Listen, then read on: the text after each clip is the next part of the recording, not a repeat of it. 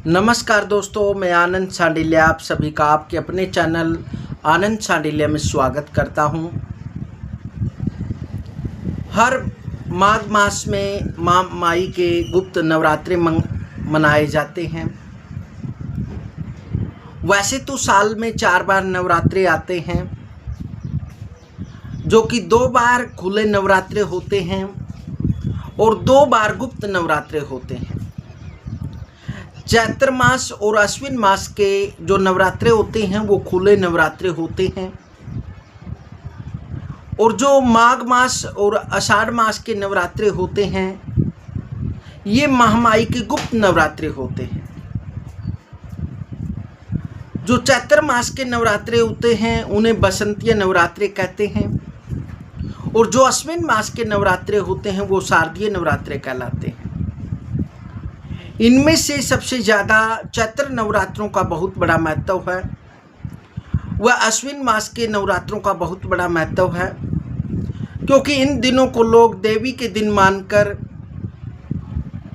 मांगलिक और शुभ कार्य भी करते हैं, और इन दिनों को माँ भगवती को सौंपकर माँ भगवती की आराधना करते हैं, व्रत करते हैं और उनकी उपासना करते हैं। तो जो माघ मास के नवरात्रे होते हैं और आषाढ़ मास के नवरात्रे होते हैं, इनमें माँ माई की गुप्त पूजाएं की जाती है। 10 महाविद्याओं की पूजा की जाती है। काली, तारा, त्रिपुर सुंदरी, भुवनेश्वरी, छिन्नमस्ता, बगलामुखी, मतंगी, कमला आदि 10 महाविद्याओं की पूजा की जाती है। और यह विशेषकर माँ माई के जो नवरात्रे होते हैं इनमें माँ माई की जो गुप्त साधनाएं की जाती हैं, तांत्रिक विद्याओं का अनुष्ठान किया जाता है, और वैसे भी माँ माई के जो मंत्र होते हैं उन्हें एकांत में रहकर जप किया जाता है, जो कि इतना विशेषकर पूजाओं का महत्व नहीं होता। गुप्त मंत्र जप का ही विशेष महत्व होता है। इन दिनों में विशेषकर जो भक्त माँ माई की गुप्त साधनाएं करता है, मंत्र का जप करता है, वह विशेषकर एकांत स्थान में जाकर माँ माई की मानसिक पूजा करके और उसके बाद जप प्रारंभ कर देना चाहिए। ओम दुम दुर्गा यही नमः, या फिर ओम हेंग ह्रीं क्लीं चामुंडाई विच्चे, ओम ग्लूम हुम क्लीं जूं स ज्वाल्या ज्वाल्या ज्वल ज्वल प्रज्वल प्रज्वल हेंग ह्रीं क्लीं चामुंडाई विच्चे ज्वल हम सम लम अक्षम पटय स्वा। इस मंत्र का भी जप कर सकते हैं, या फिर महामाई को प्रसन्न करने के लिए इन दिनों में विशेषकर दुर्गा सप्तशती का भी पाठ करना चाहिए, क्योंकि इन दिनों में विशेषकर महामाई की जो गुप्त आराधनाएं करता है, मंत्र जप करता है, गुप्त साधनाएं करता है, तांत्रिक साधनाएं करता है, तो उसे महामाई की कृपा प्राप्त होती है।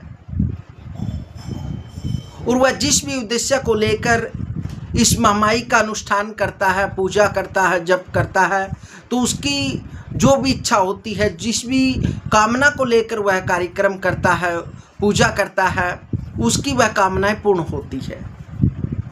क्योंकि इन दिनों में विशेषकर महामाई साक्षात विराजमान रहती है। जो साक्षात महामाई इन दिनों में विराजमान रहती है, जो कि साधकों की साधना का जो उन्हें फल होता है वो प्राप्त कराने में बड़ी सरलता होती है, और इन दिनों में विशेषकर बड़ी सहजता से महामाई को प्रसन्न किया जा सकता है।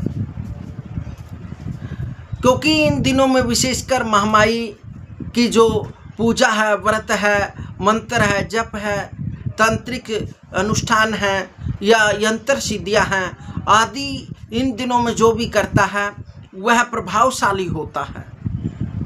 इन दिनों में जो भी इन दिनों को महामाई को सौंपकर महामाई के निमित्त व्रत, जप, पूजा, हवन, तांत्रिक अनुष्ठान या तंत्र साधनाएं या यंत्र साधनाएं आदि करता है, तो वो प्रभावशाली होती हैं, और जल्दी से जल्दी उसका प्रभाव भक्त को प्राप्त होता है। ये दिन ऐसे माने जाते हैं क्योंकि इन दिनों में विशेषकर महामाई साक्षात मूर्तिमान होकर विराजमान रहती है, जो कि उपासकों को उनकी उपासना का शीघ्र फल प्रदान करती है। इसलिए इन दिनों में बड़ी पवित्रता के साथ, बड़ी शुद्धि के साथ महामाई का अनुष्ठान करना चाहिए। जो भक्त निष्काम होकर या सकाम भक्त से जिस भी भावना को लेकर महामाई का पूजा करता है, महामाई का अनुष्ठान करता है या मंत्र जप करता है, तो उसे महामाई की कृपा प्राप्त होती है।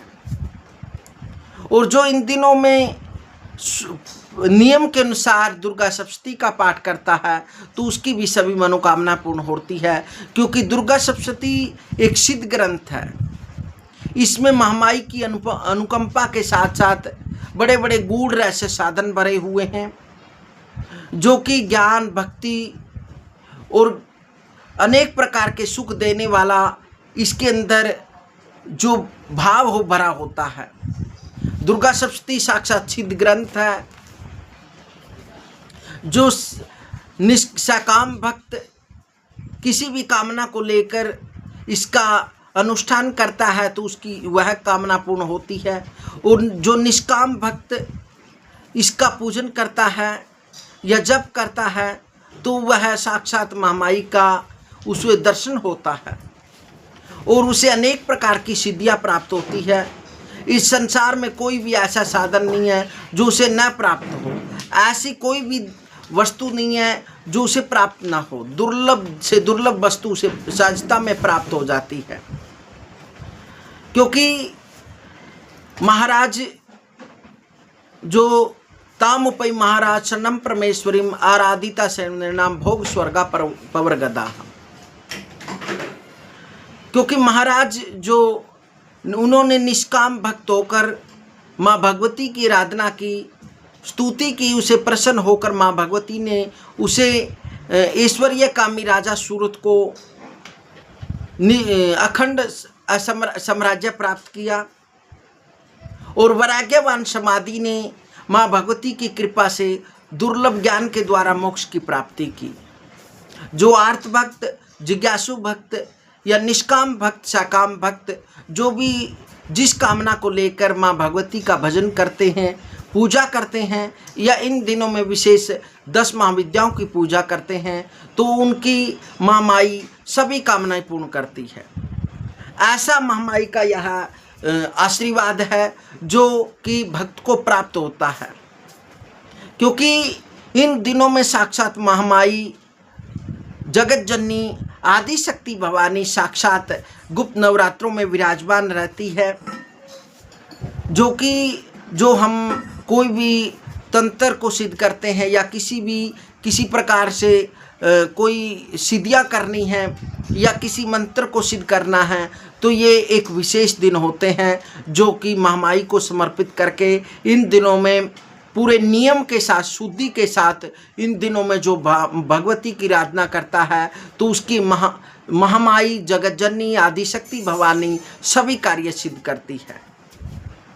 तो सुबह ब्रह्म मुहूर्त में उठकर स्नान आदि से निवृत्त होकर लाल या पीले आसन पर माँ भगवती की प्रतिमा को सुसज्जित करके और दीपक प्रज्वलित करके माँ की मानसिक पूजा करके माँ भगवती को फल फूल जो भी आप माँ भगवती को श्रद्धा भक्ति के साथ अर्पित कर सकें, तो वह भाव और श्रद्धा के साथ अर्पित करें। उसके बाद आसन पर विराजमान होकर और माँ संकल्प करके माँ भगवती का जप प्रारंभ कर देना चाहिए।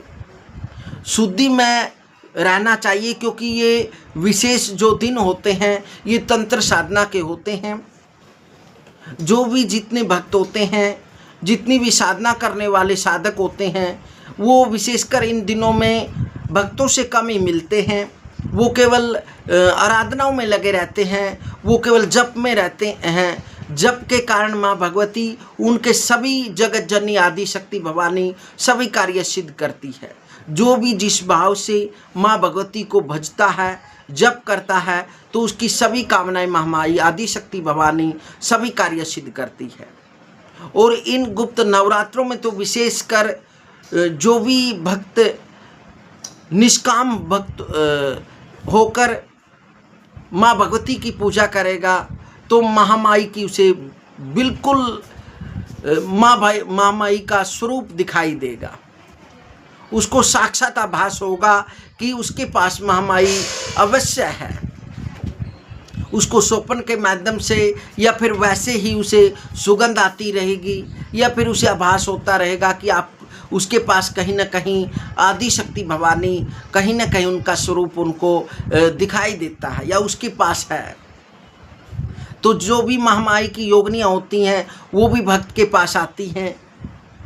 तो अगले वीडियो में आपको बताएंगे कि महामाई को इन दिनों में विशेष कौन सा मंत्र का जप करें और इन दिनों में विशेषकर महामाई को प्रसन्न करने के लिए विशेष अनुष्ठान कौन सा करना चाहिए और कितने दिन का अनुष्ठान करना चाहिए। यदि आप पूर्ण 9 दिन नहीं कर सकते तो फिर यदि आप एक पर्टिकुलर अनुष्ठान नहीं कर सकते कंटिन्यू 9 दिन तो 1-2 दिन के लिए क्या क्या कौन सा मंत्र का जप करें, कौन सा भोग माँ भगवती को अर्पित करें और कौन से मंत्र का जप करें वो अगली वीडियो में बताएंगे। मिलते हैं दोस्तों अगली वीडियो में, तब तक जय श्री श्याम, जय माता की।